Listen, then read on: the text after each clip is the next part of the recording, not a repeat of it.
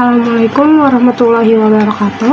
Perkenalkan, nama saya Syafira Latifia Zahra dengan NIM 3124103553. Di sini saya akan membuat tugas ujian logika informatika untuk UAS. Sebelumnya saya memohon maaf kepada Bapak Najamuddin selaku dosen pengampu mata kuliah logika informatika karena ada beberapa kesulitan saat saya mencari berita dengan basis tautologi karena NIM saya adalah bilangan prima, jadi saya memutuskan untuk menjadikan tugas saya ini sebagai basis kontradiksi yang sesuai dengan perintah bilangan ganjil. Baik, selanjutnya saya akan menjelaskan tentang berita yang saya ambil. Pada tanggal 3 Juli 2025, kapal feri KMP Tunu Pratama Jaya tenggelam di perairan antara Ketapang, Banyuwangi, dan Gilimanuk, Bali. Kapal tersebut mengalami gangguan teknis akibat air laut yang masuk ke ruang mesin, menyebabkan kapal miring dan akhirnya karam. Tragedi ini menelan banyak korban dan menjadi sorotan media nasional maupun internasional karena termasuk dalam salah satu kecelakaan laut paling mematikan dalam beberapa tahun terakhir. Menurut laporan Reuters pada 14 Juli 2025, total penumpang dan awak kapal berjumlah 65 orang. Dari jumlah tersebut, 18 orang dilaporkan tewas, 30 berhasil diselamatkan, dan 17 masih dinyatakan hilang. Operasi pencarian besar-besaran sempat dilakukan oleh Basarnas dan melibatkan lebih dari 500 personil. Namun setelah hampir 2 minggu tanpa hasil signifikan, pencarian nasional dihentikan dan dilanjutkan oleh tim provinsi selama 7 hari berikutnya. KNKT pun tengah menyelidiki penyebab kecelakaan untuk memastikan apakah terjadi kelalaian atau kerusakan teknis. Menariknya, muncul perbedaan data antara Reuters dan beberapa media lain seperti people.com yang mencantumkan jumlah korban dengan versi berbeda. Perbedaan ini membuka ruang untuk analisis logika proporsional karena menyangkut klaim yang saling bertentangan mengenai fakta yang sama. Oleh karena itu, tragedi ini menjadi contoh relevan untuk mengkaji pernyataan kontradiktif dan pentingnya validasi sumber informasi dalam pelaporan bencana. Lalu selanjutnya, saya akan menjelaskan kode yang saya jalankan di Visual Studio Code dan demo menjalankan kode tersebut. 1. Header dan metadata.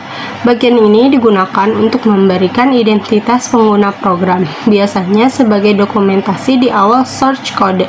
Hal ini penting untuk melihat siapa yang membuat aplikasi tersebut.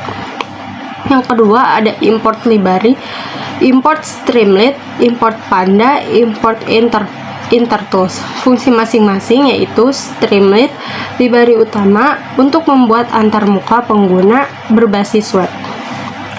Lalu ada Pandas, digunakan untuk membangun dan menampilkan tabel kebenaran dalam bentuk tabel data. Lalu yang terakhir ada intertools, yaitu untuk membuat semua kombinasi nilai true atau false dari proporsi atomik yang digunakan pengguna. Yang ketiga ada fungsi evaluasi ekspresi logika. Fungsi ini menerima string ekspresi logika seperti P, N, Q, and R, and not P, N, Q, and R, dan mengujinya terhadap kombinasi nilai P, Q, R. Gunakan eval tanda kurung untuk mengevaluasi ekspresi sebagai kode Python. Try except digunakan untuk menangani kesalahan jika ekspresi tidak valid atau error handling. Jika error terjadi, misalnya penulisan dan bukan N secara tulis, maka fungsi akan mengembalikan none agar tidak crash. Nomor 4, fungsi analisis tipe kebenaran. Fungsi ini memeriksa apakah seluruh hasil evaluasi logika selalu benar, true sama dengan tautologi, selalu salah, false sama dengan kontradiksi, lalu ada campuran, ada true dan false sama dengan kontingensi. Fungsi ini akan dijalankan setelah semua baris tabel kebenaran dihitung.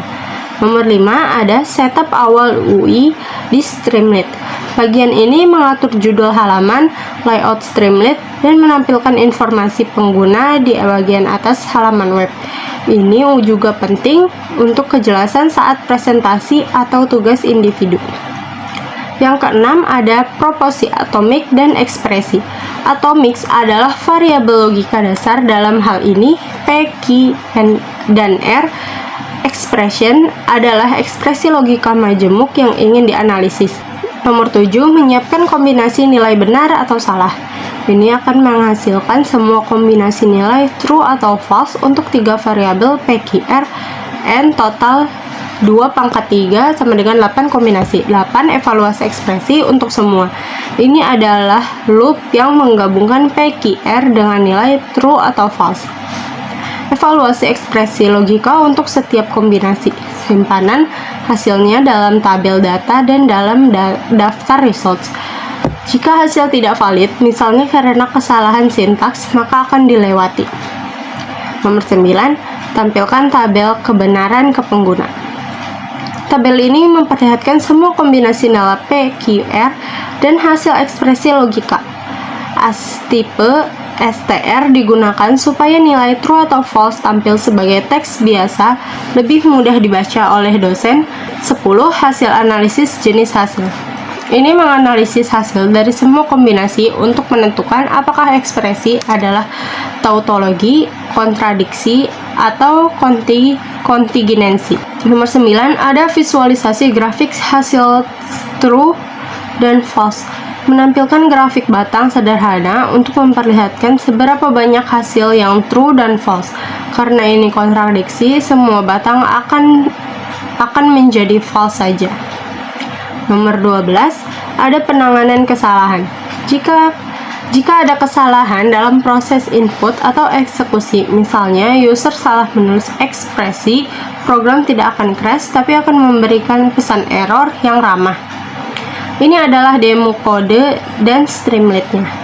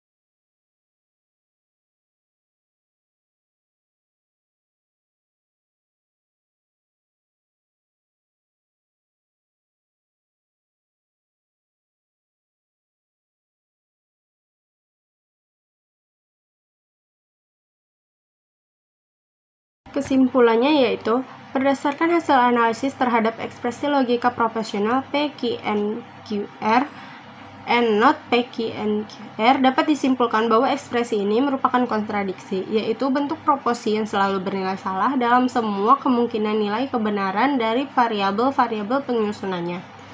Melalui tabel kebenaran yang dihasilkan oleh program, terlihat bahwa tidak ada satupun kombinasi nilai P, Q, dan R yang membuat ekspresi bernilai benar. Hal ini sesuai dengan definisi kontradiksi dalam logika proposisi, yaitu proposisi majemuk yang mustahil benar dalam kondisi apapun. Visualisasi hasil dalam bentuk tabel teks dan grafik batang juga mendukung temuan ini, menunjukkan jumlah kebenaran atau true adalah 0 dan kesalahan atau false sebanyak 8 kali. Dengan menggunakan Python dan Streamlit, program ini tidak hanya mempermudah analisis proposisi secara visual dan interaktif, tetapi juga memberikan cara sistematis untuk mengidentifikasi sifat dasar dari suatu ekspresi logika, apakah termasuk tautologi, kontradiksi, atau kontingensi. Sekian dari saya. Wassalamualaikum warahmatullahi wabarakatuh.